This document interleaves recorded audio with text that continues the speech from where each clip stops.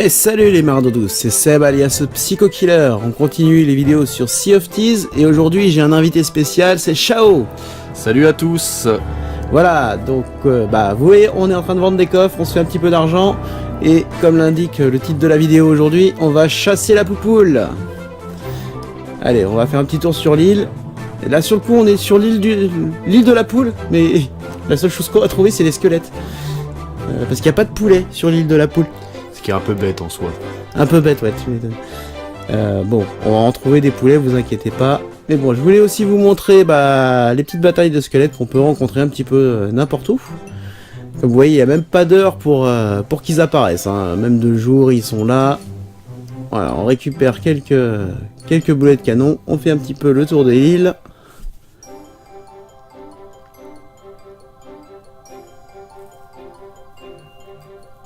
On cherche voir s'il n'y a pas d'autres ressources à récupérer. Et là, on a le capitaine de Ghost qui a volé un bateau au passage. Le filou.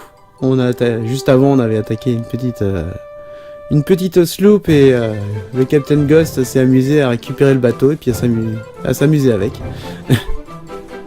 Les bananes, c'est la vie. Je le répéterai jamais assez. Voilà, on va retourner sur le bateau tranquillement. D'ailleurs, à l'occasion de la sortie du jeu, ils font un concours spécial, il me semble, pour récupérer des bananes en or. Ah oui, c'est vrai, j'ai entendu parler de ça aussi, effectivement.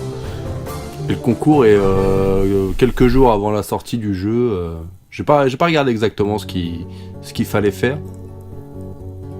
Ouais, ça va. Si vous avez l'occasion, recherchez sur internet, il y a sûrement une petite chasse au trésor à faire, j'imagine. Après, c'est un peu kitsch quand même. Des bananes en or, c'est un peu kitsch. Mais... Ouais, bah tu finis par la revendre, tu peux te faire un paquet de pognon quand même avec, hein. Voilà, donc là, je sais pas si vous avez vu, on a trouvé une épave, donc ce que je vous propose, c'est de vous montrer comment visiter l'épave, tout simplement. Puisque la dernière fois sur la vidéo, malheureusement, je n'avais pas pu vous le montrer puisqu'on se faisait attaquer. Et on a dû fuir un petit peu rapidement, donc voilà. Là, je peux vous montrer enfin l'exploration de l'épave. Donc comme d'habitude, on récupère de la ressource. Ça sert toujours. Et là, je vous l'avouerai, hein, on est surtout en train de voir si on peut pas trouver un coffre dans l'épave, hein, bien sûr. Le but étant, bien sûr, de toujours faire un petit peu d'argent.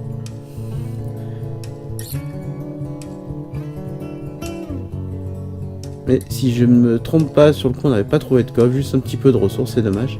Mais certaines épaves contiennent des coffres qui peuvent être plus ou moins intéressants selon les endroits où on les trouve, je pense. Puisque de mémoire on en avait vendu un qui rapportait à peu près dans les 500 pièces d'or, donc c'est plutôt pas mal, hein.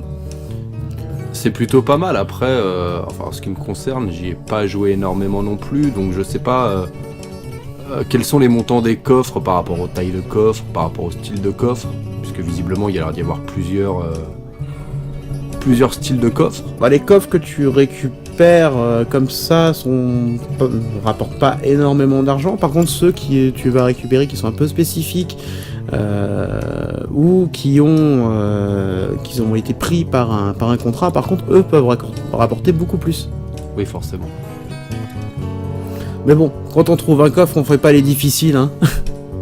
On récupère et puis on va vendre ça, hein. C'est quand même mieux, hein. C'est toujours la moindre pièce d'or est importante.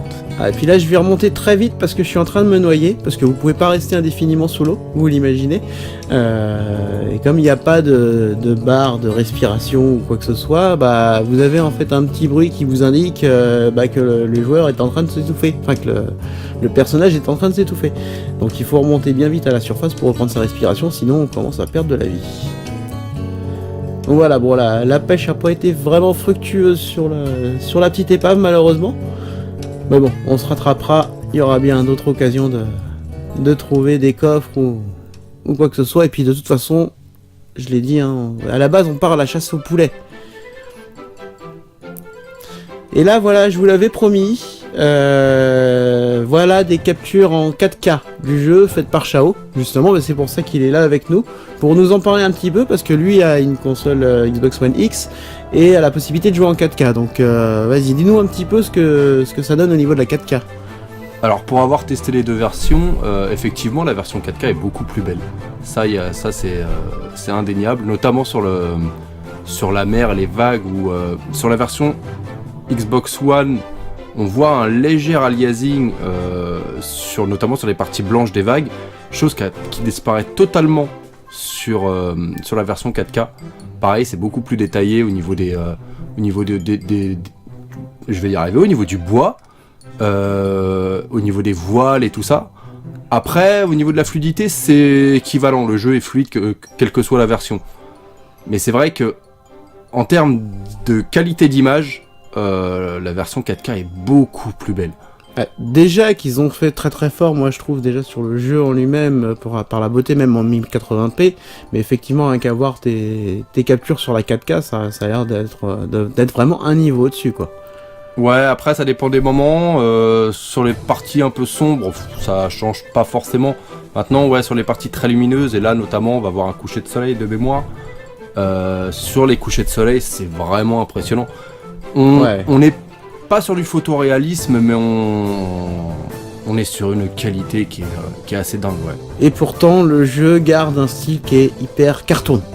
Ah, c'est cartoon et assumé de la part de Rare. Après, c'est le style Rare aussi qui est comme ça, donc il n'y a aucun souci là-dessus. Moi, j'adore personnellement, hein, c'est un vrai kiff.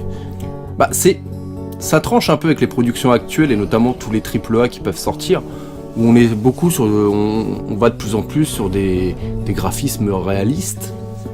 Et oui. Je trouve ça sympa déjà de faire un jeu de pirate, parce que on est sur quelque chose de totalement nouveau, puisqu'on est maintenant, c'est vrai que beaucoup de jeux, la plupart du temps c'est la guerre déjà.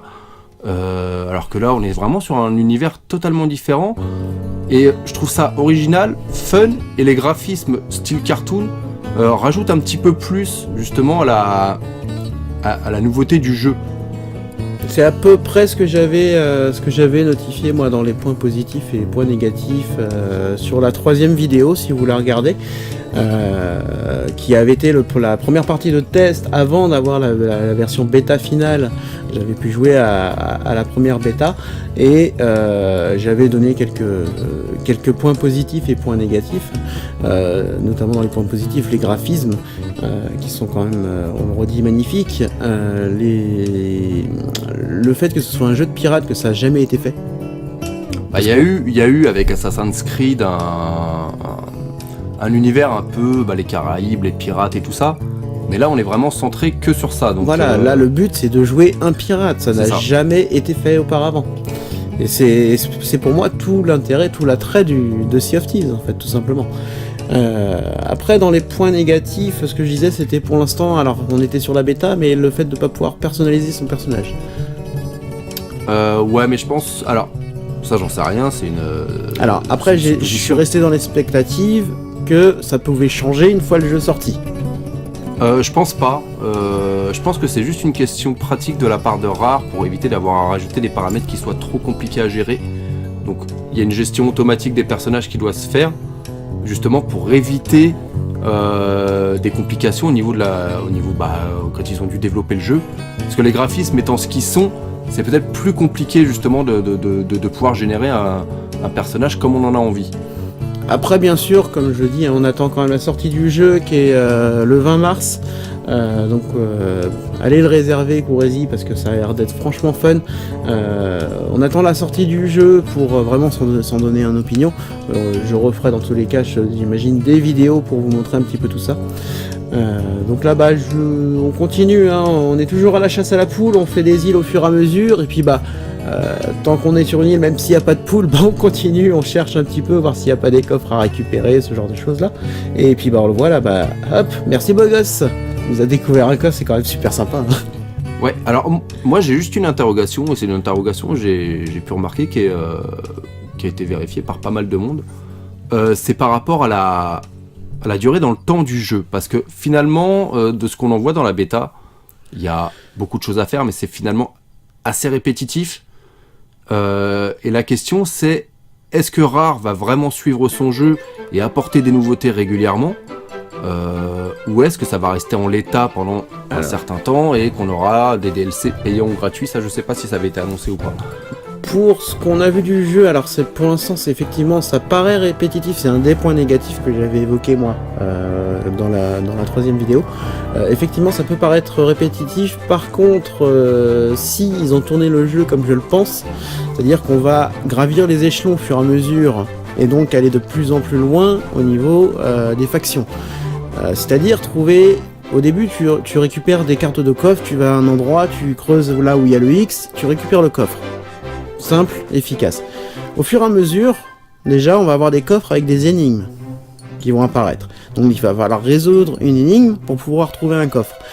Est-ce qu'ils vont pas faire augmenter le niveau crescendo? C'est pareil aussi pour toute la partie, là on fait la chasse à la poule, qui est le premier niveau de l'Alliance Marchande, dans les factions. Est-ce qu'on va pas avoir à chasser au fur et à mesure des animaux de plus en plus dangereux dans une version finale? Et j'espère qu'ils vont avoir tourné le jeu de cette façon-là. Pareil pour la partie, la troisième faction qui sont la faction des âmes. Est-ce qu'on va pas devoir battre des ennemis de plus en plus puissants? Et dans ces cas-là, le jeu déjà en lui-même a un gros attrait. Après, sur la longévité dans le jeu, Rare annonce d'ores et déjà qu'ils vont suivre le jeu. Maintenant, est-ce qu'ils vont le faire? C'est toujours pareil. Si le jeu a le succès escompté, effectivement, je pense qu'ils vont quand même le suivre. Oui, c'est ça, ce sera à mon avis certainement par rapport au succès du jeu. Mais malgré tout ça, on reste sur des activités qui sont relativement basiques. Moi, ce que j'aimerais voir, je sais pas si ça sera inclus dans la version finale du jeu, mais parce que là, on sait qu'il va y avoir les squelettes, qu'il va y avoir le kraken, visiblement. Enfin, c'est pas visiblement, c'est même sûr. Oui. Mais moi, il y a une chose, je sais pas si elle sera dans la version finale du jeu, mais ce que j'aimerais voir, c'est justement les pirates, c'est aussi associé à la marine britannique, les galions de la marine et tout ça. Est-ce que, à l'instar du Kraken, on aura des événements de ce type, à savoir devoir aborder des bateaux de la marine britannique par exemple, pour en récupérer les trésors, et un peu comme le reste finalement, se faire de l'argent en abordant des vaisseaux ennemis, mais qui ne soient pas des joueurs. Ça pourrait être un truc intéressant. Ça peut être super intéressant. Effectivement, je te rejoins bien là-dessus. Le contenu PVE, on va dire, va être très important sur le jeu. Et on attend vraiment la version finale du jeu, une fois sortie, et peut-être même des DLC. Il y aura peut-être des DLC de ce type-là qui vont apparaître au fur et à mesure. C'est fort possible, hein. Mais on attend dans tous les cas la sortie du jeu pour vraiment se donner une vraie idée. Et bien sûr, on continuera les vidéos, hein, ça je vous le dis. Parce que le jeu m'a vraiment accroché et j'ai vraiment envie de continuer les vidéos là-dessus. Donc on se retrouvera pour de nouveaux épisodes dans tous les cas. Même si la bêta est d'ores et déjà finie. On y reviendra, ça c'est sûr et certain. Et donc voilà, là vous avez vu, on est allé sur une île sur laquelle on avait carrément 7 coffres qui traînaient. Donc on est allé récupérer ça, puisqu'on avait pris une carte au trésor au passage en allant chercher les poules. Et puis voilà, regardez, le bateau est rempli.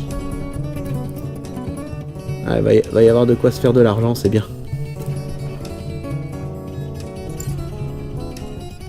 Et donc on chasse toujours la poule, hein, mais bon, comme je vous dis, on navigue d'île en île et il n'y a pas toujours de poules sur les îles, donc en attendant, on fait autre chose, hein, donc on récupère des coffres, un petit peu de matériel aussi au passage, et quand il y a des squelettes, on les tue.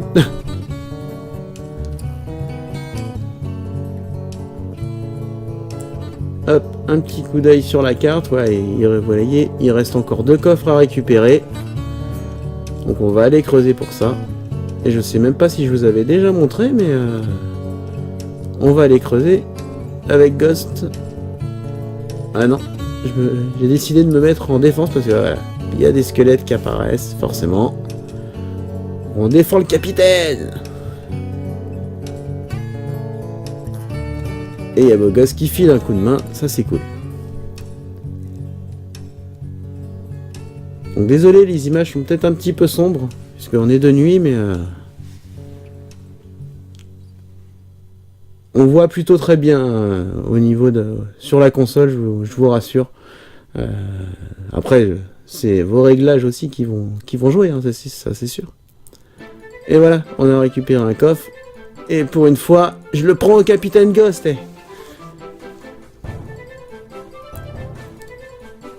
Et on va ramener tout ça dans le bateau pour aller les vendre au poste avancé, comme vous l'avez déjà vu.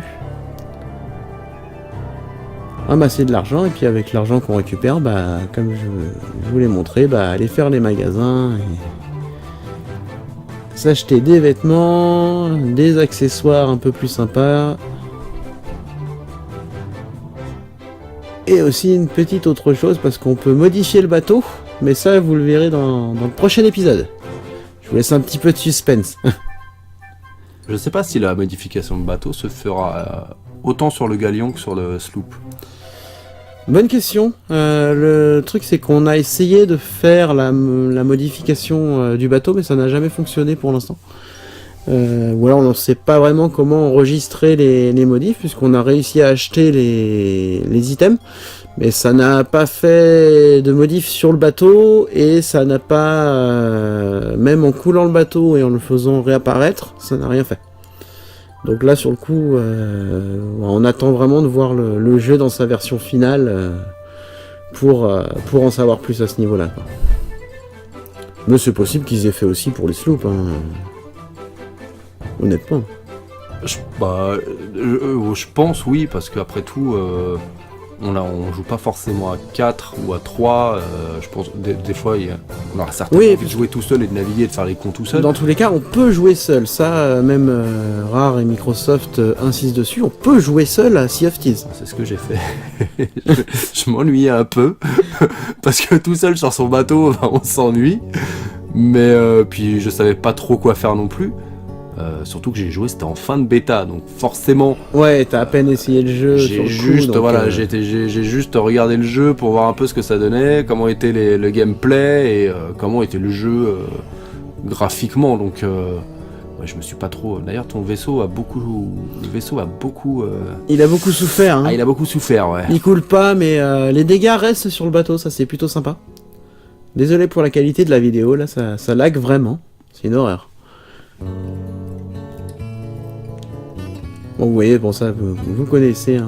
On récupère des coffres, on les vend. Et ça fait de l'argent.